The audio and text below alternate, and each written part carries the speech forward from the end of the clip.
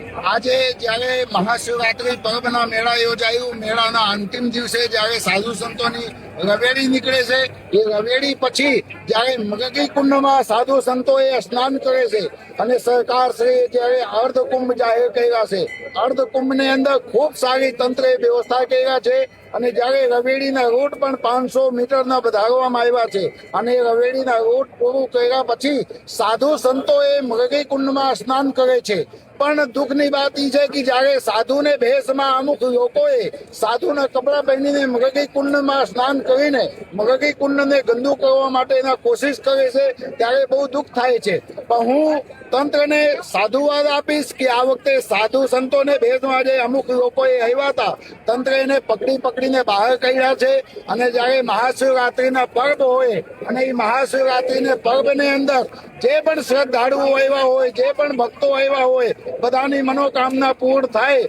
એવું હું અહીંયાથી ભગવાન ભોળાનાથને ચરણોમાં પ્રાર્થના કરું છું. 2026 ની જે મહાશિવરાત્રી છે, 2026 ના જે મહાશિવરાત્રી પર્વ છે, 2026 ના જે અર્ધકુંભ જુનાગઢ ભવનાથ દાદાને સાનિધ્યમાં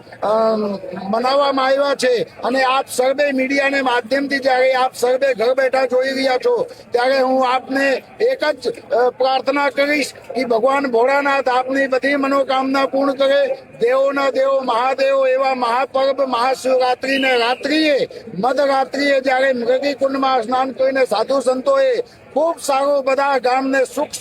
સુખ માટે પ્રાર્થના કર્યા છે અને અમે પણ મહાદેવ દાદાને ચરણોમાં પ્રાર્થના કરીએ છીએ કે અમારા ભારત દેશની અંદર કોઈ પણ પ્રકારની આપત્તિ વિપત્તિ ના આવે. અમારા દેશના જે અમારા મીડિયાના ચેનલના માણસો છે અને ખૂબ સારું સમાચાર આપ સર્વેને ઘર સુધી તક પહોંચાડે એવું ભોળાનાથ દાદાને પ્રાર્થના.